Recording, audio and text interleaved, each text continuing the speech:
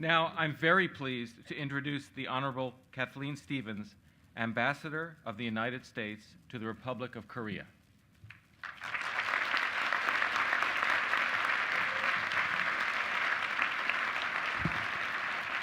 Well, good afternoon, everyone. I'm going to make you worry by opening some water here. It's the jet lag. President Miller, Chairman Norden, trustees, Olin faculty and staff, alumni, parents, families and friends, honored guests, most importantly, graduates. Thank you so much for inviting me to share this wonderful sunny day with you today. This is a day on which we congratulate this extraordinary class. Jeff, I thought your remarks were a little modest, but we also want to celebrate all of those who have taken the chance to create, to quote President Miller. He asked me who I was going to quote in my speech, and I did it, you, who said, this is a chance to create a systemic change in engineering education. With each graduating class, this change becomes more real. Now, speaking of taking a chance, I honestly am not sure what Rick Miller and the trustees had in mind in inviting me to speak to you today. Maybe you're not properly sedated yet, but maybe as a parent of an Olin graduate, I do think, parents, right? I think I know something about what went into your education before and at Olin, all that hard work, all those sleepless nights, those projects that never ended. George, how's that coffee roaster going? Somebody got that joke. Those midnight swims in cold New England lakes. Well, maybe I don't know everything about your Olin experience, but I know I speak for all the parents here today in saying to you, the graduates, that we are very, very proud of you. And I speak for all the parents here in saying to President Miller, to the Olin College trustees, to this incomparable, pretty young-looking to me, faculty and staff of Olin College, a heartfelt and eternal thank you. You have challenged our daughters and our sons. You have shown them how to meet these challenges and maybe some failures through your own inspiring examples, maybe of success and of failure. But what else can I share with you, especially when we've already heard words from others this afternoon? I'm still on soul time. I confess I am not an engineer. In fact, my son James, I'll only mention him once or twice, I promise, James. My son James started his college admission autobiographical essay. You all remember those, right? This is his first statement, his first sentence. My mother doesn't have an engineering bone in her body. Ouch! And then he wrote, she took the Foreign Service Officer examination because it had no math in it. Double ouch. But, after 30 years as a diplomat and more than 20 years of buying Legos, if I'd bought the stock too, I might not be a diplomat anymore, but after all that, I've actually realized diplomats have more in common with engineers than you might all suspect at first. First of all, both of us are the victims of stereotypes, right? We diplomats really hate the media using that old cliche of the striped pants. You guys probably don't know what striped pants are, but striped pants cookie pushers who go to a lot of fancy parties. And we diplomats don't like the notion that, in the words of an American journalist of 100 years ago, diplomacy is to do and say the nastiest things in the nicest way. Or even worse, as the Prussian commander at the Battle of Waterloo said, he fretted that the pens of diplomats would ruin again what the people have attained with such exertions. And engineers, meanwhile, are only too aware of all those Dilbert-like stereotypes of engineers and their social skills, and I'm not going to repeat all the old engineer jokes. But, sometimes I guess there are elements of insight and stereotypes, but I can say, speaking for diplomats who are living, working, and building relationships in some of the most dangerous places around the world today, we're not sissies. In fact, more U.S. ambassadors have been killed in the line of duty in the last 50 years than generals and admirals. And based upon my acquaintance with many of you over the last 5 years, I know that Olin does produce very socially adept engineers. But there's another way that diplomats and engineers are alike. Although intensely practical, we both share something I've seen referred to as a particularly potent form of optimism. I like that expression. The kind of optimism that says we can change the world, not just study it. So I want to talk with you a little bit today about some of these challenging issues that I think will shape your lives as engineers and as global citizens. Because I think one thing's very clear: the world needs us both, engineers and diplomats, because we are problem solvers, we are doers. I read a book recently by Henry Petrosky called The Essential Engineer. I'm still trying to learn about engineering. And he said, engineers have to imagine the manageable. Well, I can relate to that. Design within constraints is the name of the game, whether it's sustainable energy use or a sustainable and lasting peace in the Middle East. And here at Olin College, you have focused on solving real engineering problems in the classroom and in the field. And in the Foreign Service, too, much of what we learn is what you might call problem-based learning. I read President Miller's foreword to another new book called Holistic Engineering Education Beyond Technology. And Rick, I appreciated that you suggested to engineers that you might look to other fields, such as business and medicine, for models of change. I would like to humbly submit you might also consider diplomacy as a potential model. As former Secretary of State Henry Kissinger, who was in Seoul a few weeks ago, said to me, he wrote a book, by the way, and the title of the book is Diplomacy. It's a very big tome. But he said to me, and I can't imitate his accent, he said, Kathy, there is no textbook for being a Foreign Service officer. And while our new diplomats do spend a short time in Washington learning to navigate the Department of State and the basics of international law, this classroom education is quickly eclipsed by what we learn in the field. And in our application process to find new diplomats, we don't test for diplomatic minutiae. We don't even require certain degrees or languages. What we do look for is the potential to learn new things, new cultures, new languages, and ultimately about the world. And what we look for, too, are people who have the ability and the willingness, indeed the passion, to be lifelong learners. Because we constantly learn. We serve from 1 to 4 years in one place, and then we pack up and move to a new job in a new country with a new language. Now, that used to be kind of unusual as a career pattern, but I think the kind of careers you have in front of you may look more like that, whether you move to different countries or not. That's the nature of the future ahead of us. Since I joined the Foreign Service, yes, in 1978, I served in Korea, China, Northern Ireland, Yugoslavia. It existed when I got there. It didn't when I left. Portugal, Trinidad and Tobago, and for a girl from the American Southwest, that most foreign place of all, Washington, D.C. I have colleagues who speak half a dozen languages who have served on every continent. And the most valuable qualities to possess in this kind of career, the kind of careers that you will be having too, whether it's engineers or diplomats or business people or something in between, are insatiable curiosity and openness to change. Of course, the latter being one of the core values of Olin College. You're pretty curious people, too, I've noticed.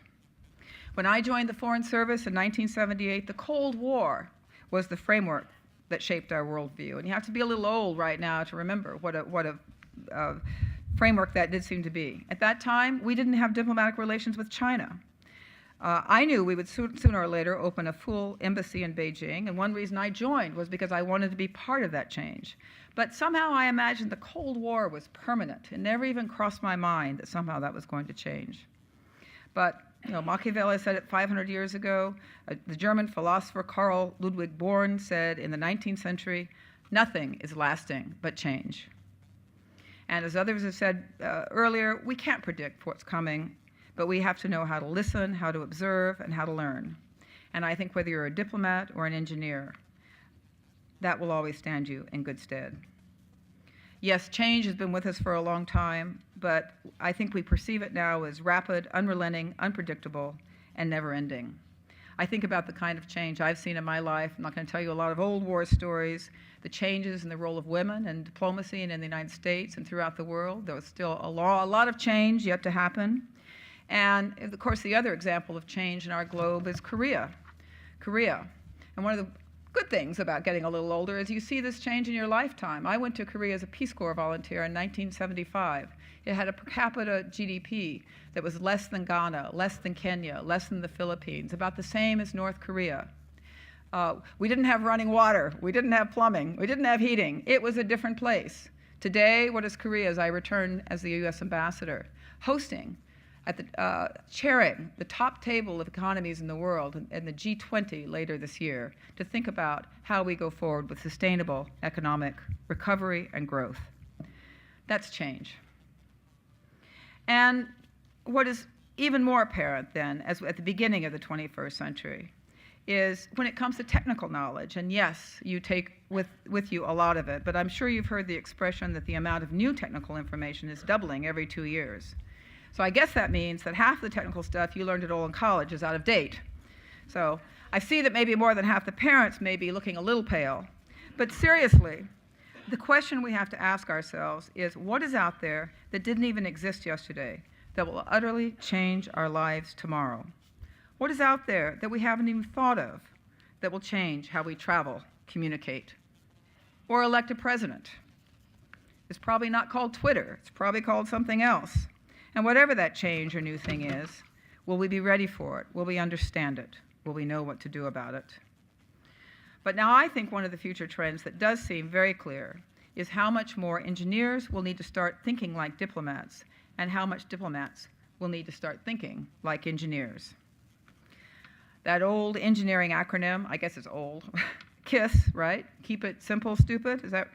Should be the mantra of diplomats as well. And at the same time, engineers, as you've learned to do it all in college, need to adopt a broader perspective, a new way of looking at the world that diplomats have been forced to adopt, certainly since the end of the Cold War. How engineers evaluate problems perhaps hasn't changed, but the world in which you address them is indeed very different. The challenges of global warming and nuclear proliferation won't be met by just coming up with the right technical solution. As we see more and more, the challenges confronting our global technical community have significant political, social, ethical implications, and therefore no easy answers. I know that here at Olin College, you talk about how non-technical issues surrounding technological innovation must be understood in order to avoid those unintended consequences. I'm thinking of some examples from the work that I'm doing now. You know, I'm sure we've all noticed, the world is currently experiencing a renaissance in building nuclear power plants. They're practical, economical, seem to be a clean alternative to continued reliance on fossil fuel. Nowhere is this more evident than in the Republic of Korea, where suddenly I've been involved in discussions of pyroprocessing before I even knew what it meant. I'm still not sure I know, but I'm learning. Korea, though, is both expanding its domestic civilian nuclear capacity and beginning to export its expertise and its products overseas. But only a few countries in the world have the knowledge to enrich uranium for use as nuclear fuel, and only a few countries have the expertise to reprocess or recycle spent nuclear fuel. Those countries who do not possess the technical expertise for enrichment and reprocessing may feel it's unfair to be prevented from obtaining that knowledge. But the same technical knowledge can be used to build nuclear weapons. Well, what to do? Clearly, we must find creative ways to expand the peaceful use of nuclear energy while preventing the proliferation of nuclear weapons. That will take engineers, that will take diplomats, it will take political leadership. You know, last November in Copenhagen, we struggled at the climate change conference to find the right balance between the needs of developing countries and the crisis facing our planet. This manifested itself as a seemingly simple question, but a crucial one. What's the right number of countries to bring together? Who are the right countries? Clearly, if you get 175 countries into a room, you're going to have trouble finding any consensus. It's maybe even harder than a faculty meeting. But old-style formulas, for example, the G8 of industrialized countries, is not a satisfactory approach either. And as private industry, as we in some countries do develop clean energy technologies, new technologies, how do we share those with poorer countries? Should those poorer countries pay? Should we expect private industry to give them away? Lots of puzzles. As I think about the diplomatic puzzles of my career, how to bring the parties together in Northern Ireland, trying to prevent war in the Balkans, and when that failed, trying to stop the war and build a lasting settlement. Still working to get North Korea on a path away from building nuclear weapons and toward responsible membership in the international community and better lives for its long-suffering citizens. As I've dealt with this, and especially after reading The Essential Engineer and getting to know Olin's culture, I've decided that maybe we diplomats really are engineers, just without the math. We're both practitioners. We both must know the theory of international relations, world history, or of physics and mathematics, but our professions are not about knowing only, they are about doing, they are about fixing. And we both know, as others have said, that success follows many trials and errors. It's a process, ongoing. There is never complete success, and we learn from failure. Now, I know this is lore about Thomas Edison, but I have to do a Thomas Edison thing. You know the story about when someone remarked to him on the huge number of failures he had encountered in his search for a new storage battery. I guess we're still searching for that. 10,000 experiments before achieving results. Edison said, "Results? I've gotten a lot of results. I know 10,000 things that won't work." Well, that may be lore, but I could say exactly the same thing about my own toiling over the last several decades in Northern Ireland, North Korea, the Balkans. But somewhere in that, amidst all the lessons of failure, we do find a way to move forward. So if a scientist, whether a physical scientist or a real scientist or a political science, studies what is, the engineer and the diplomat, we must create what never was. Lasting peace in the Balkans and the Middle East, international cooperation to mitigate climate change, a stable economic and political framework in Afghanistan, practical engineering and diplomatic solutions to cross-border conflicts over scarce water resources that must be conserved and shared, the peaceful dismantlement of nuclear programs in North Korea and Iran. It's a long, long list. So we do not just study what is. We, engineers and diplomats, must create what never was. And so given all this, maybe it's not so surprising, though it's not well known enough in the US, so I want to mention it here, that the world has long looked to engineers to be diplomats, to be political leaders, and to be global innovators. Engineering was the chosen course of study for the Koreans who first came to the US to study in significant numbers in the 1950s and the 1960s. As David Halberstam describes in his book about the Korean War, The Coldest Winter, after that terrible war, these talented students, the most talented in Korea, became an instant source of meritocratic talent after they returned. They broke through, thanks to their engineering educations, the social constraints of the past, and they brought their engineering talent to play in shaping Korea's extraordinary economic and political successes. I saw this with my own eyes in the 1970s and the 1980s, as I witnessed Korea's transformation, with an assist from the US, but fundamentally a transformation through the efforts of its own citizens who believed in the power of education, who believed in their ability to effect positive change.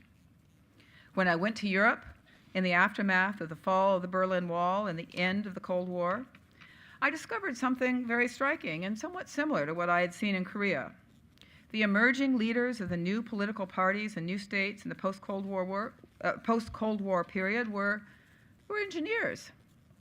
These top students during the communist period now brought not just their intellect, but their appreciation of the nature and possibilities of change, of making things happen to reshape their societies.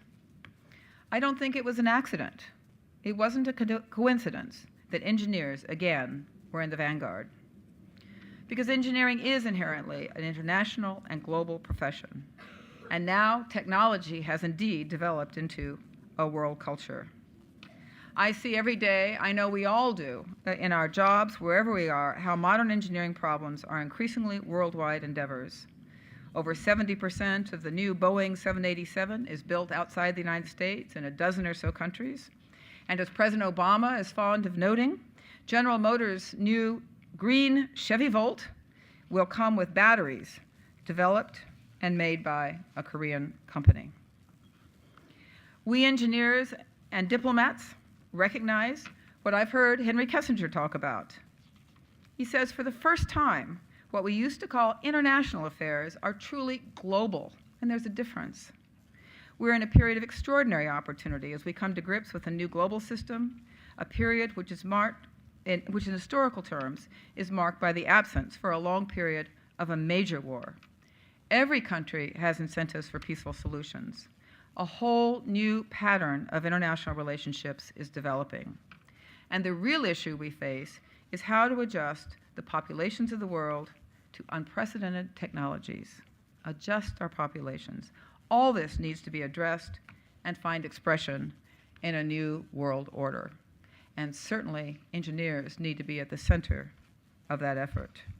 Now, I know this is only the 5th graduating class of a still new institution, but given all this, these challenges, my expectations of you as engineers, as global citizens, are very, very high. In choosing Olin, in being chosen by Olin, you have already demonstrated a commitment to being part of positive change in the world. And this leads me, if you're not properly sedated yet, to tell you one final story. And forgive me, James, but I'm going to mention him again because I love college shopping with them. I don't know about you other parents out there, but for me, it was kind of like looking for our next foreign service posting, except for once he was the one who had to do all the work of applying, and he had to do the work of moving, or most of it anyway. And I did try very hard to make sure he made the decision about where to go. But I confess I was very excited about Olin, and it wasn't just because of the tuition scholarship.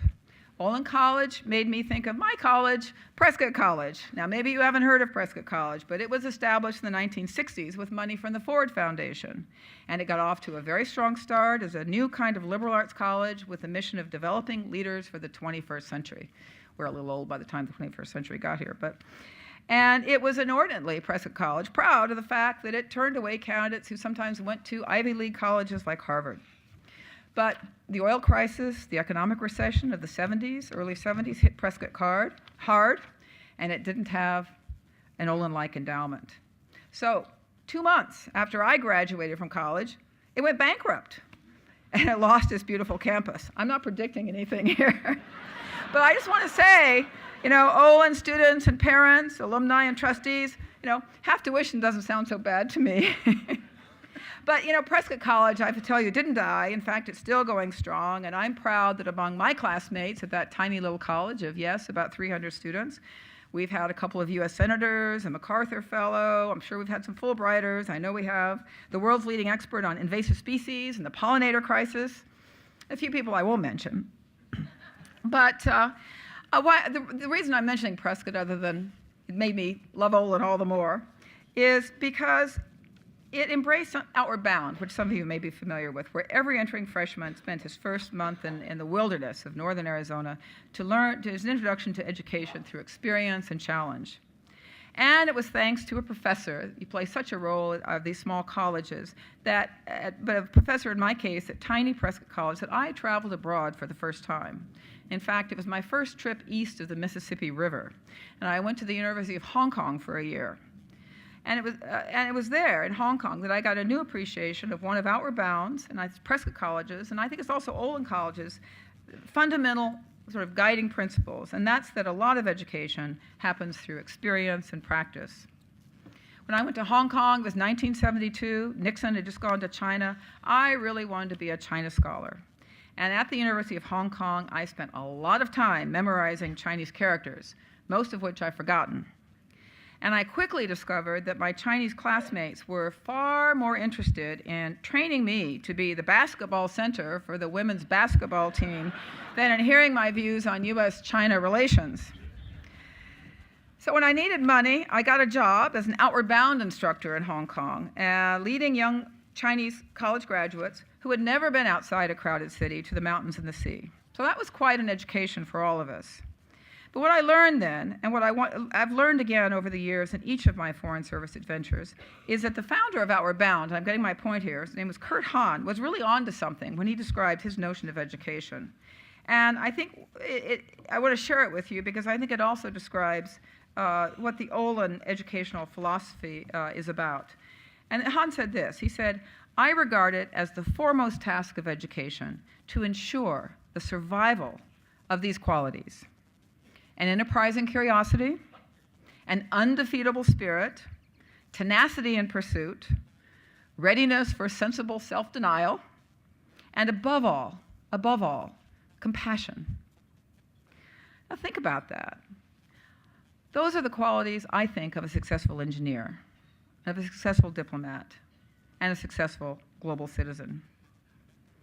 Lots of examples that you've seen here in your mentors and role models, but when Thomas Edison was asked to sign a guest book, that has columns, name, address, and one for interested in.